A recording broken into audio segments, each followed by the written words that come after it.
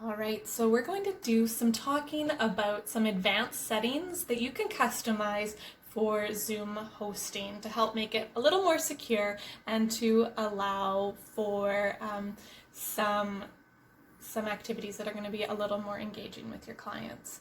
So you're going to have to go to the main online platform for Zoom to get into these customizations.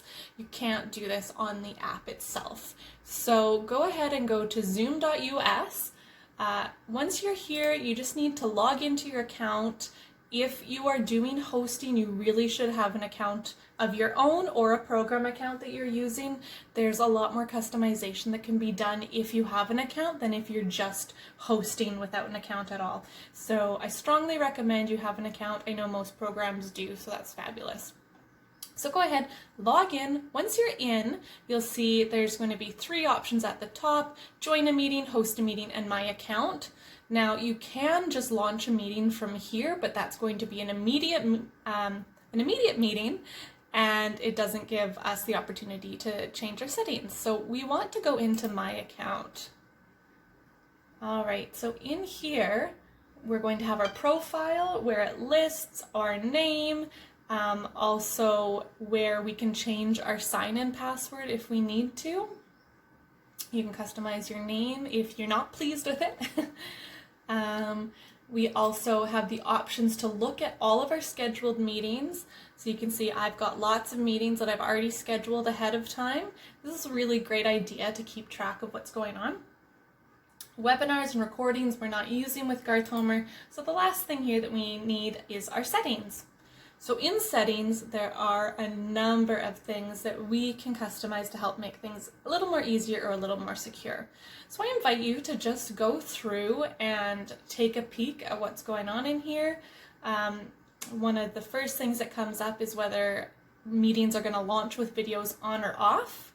I always have this, so they're a default that they both start on just to make it a little easier for clients so they don't have to figure out how to turn the video on individually.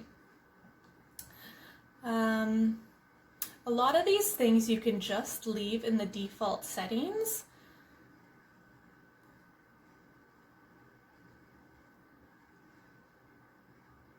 All right, some things in here. Mute participants on entry. This is a really great thing to turn on if you are having professional meetings. So if you're using this for professional meetings and you don't want everybody to come on and start talking right away, this is a great thing to leave on.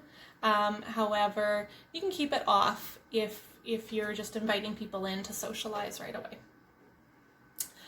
Here you can turn on a meeting reminder, so this will actually send you a little reminder that your meeting's coming up.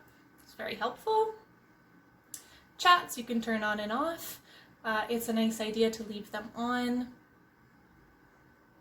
So a lot of these will already be in a good default, but it's a good idea anyways to take a peek and see if there's anything that you do want to customize. Okay, now screen sharing. So screen sharing is something that we're going to talk about in the next tutorial video as a way that can be really engaging for clients, and you can do some fun things with that. So often the default is for host only, meaning that the person who is hosting the meeting is the only person that can share their screen. But I'm going to turn on all participants. Now you don't have to, certainly do whatever feels right for your program and what you guys are doing, but this allows us that when we're in a meeting with clients, they have the opportunity to share what they're seeing as well if we want to do that. So this can be cool if we're doing some learning with clients, doing some training on how to navigate the internet, or if they're having an issue, then they can share their screen and you can help them out. Okay, whiteboard, you're going to want to keep this on. This is a fun tool. We're going to explain that in the next tutorial video again. And remote control. So this is another tool that can be really fun for doing engaging programming with clients on Zoom. So I'm going to turn that on. So this does not mean that they have remote control automatically, okay? So you are always in control of who can go remote.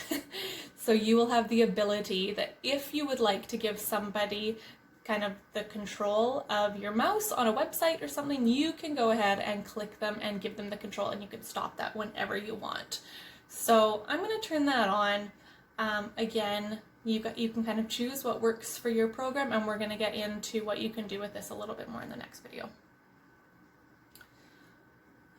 Let's see what else. A lot of these things don't necessarily have much significance for us and our purposes at Garth Homer. You definitely want to make sure that you always have this waiting room on, so make sure that is on. That's a huge security thing for us. We want people to sit in that waiting room before we admit them to the meeting, so not just anybody can join.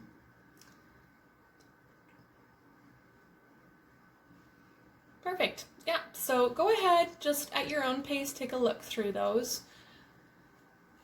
All right, so once you've got your settings all right, now you can schedule meetings. So scheduling meetings I highly recommend, because people can save that information somewhere. They're not waiting on edge to find out where things are, and it kind of takes the pressure off of you to send out the meeting information every time or at the exact same time.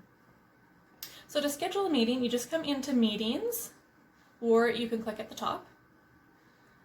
You can also schedule the meetings from the app now that we have all the other settings good to go. So you just click schedule a meeting. You would go in, type your meeting topic. So make sure you put something that people are going to know what it is. So I'm going to say let's go live streams dance party. Why not? So we're going to have a live streams dance party. Don't really need to include a description. We want to put when it's happening. So that's going to be at 3 o'clock today. Make sure you put the duration. The duration doesn't really matter. It's more for letting your participants know, but it won't cut off at this time limit. The default time zone should be correct. Now what's cool about this is we can make this a recurring meeting. So if it's happening multiple times, we don't need to schedule a new meeting each time. So I'm going to click recurring meeting. This meeting is going to happen every week and 3 days a week. So as you can see, you can change it whether it's daily, weekly, or monthly. This one we're going to say weekly, and it's going to happen on Mondays, Wednesdays, and Fridays.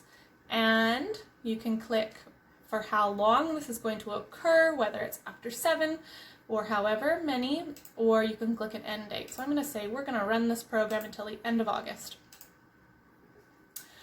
Now, we definitely want to have a meeting. We have that in our settings, that we want to have passwords for all the meetings, and you can customize it. So it will automatically generate these secure, complicated passwords, although I do like to change them for the sake of our clients and caregivers who aren't always super technically inclined. I like to change it so it's something that's a little easier for them to digest while still keeping it secure. So including a capital letter, lowercase letters, and a number. So I'm going to say live streams, oops, can't be that long. Let's go LS party 1. Okay, so it's just something that's a little easier for them to remember when they're typing it in. The settings here, again, I start mine with the videos on just to make it easier for everybody. Again, you can choose what you want to do there. This will default to the settings that you have just saved in that main settings area. So this all looks good, and you click save. Perfect, so this automatically has saved. We can see that it's happening every week on Monday, Wednesday, and Friday until August 31st. So that's fabulous. So now if we send this an invitation for people to join this meeting, that is the only link that they will ever need to click. So it's really nice and easy for participants.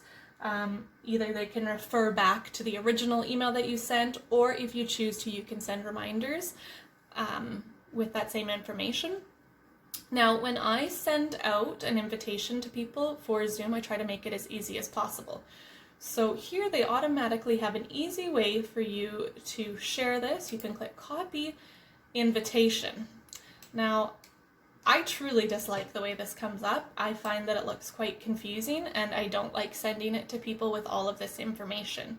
So I tend to just cut and paste. So I'll take the topic, I'll copy that, I'll go in here, start a new email, put my topic in, I'll come back here, and I will take this bottom start.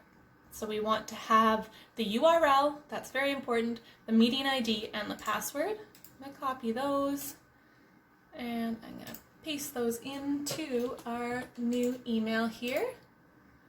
Excellent. And just to make it extra nice for everybody to see what's going on, I'm going to go ahead and I'm going to highlight the different tabs here and just make them bold.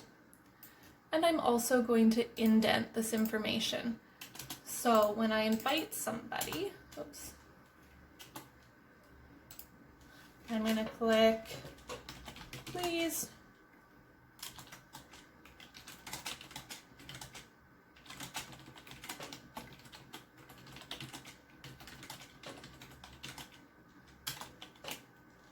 something like that, some type of a email that's indicating to people what the invitation is. Then I'll have an indent with the meeting information that's really easy to see, and I will generally include just some little tips about Zoom, making sure that their camera is set up well. Now you can see here that this URL did not underline, so that means that it didn't paste in as a hyperlink and people won't be able to click on it. So I'm just going to make sure it's coming through as a hyperlink. I'm going to side click, come down to hyperlink, and it will automatically put that as the address and click OK. So now it is a hyperlink, and when I send it to people, they will be able to click directly onto that and it will take them to the meeting. So that is in a nutshell how we can use the online platform to make Zoom a little more structured for your hosting sessions.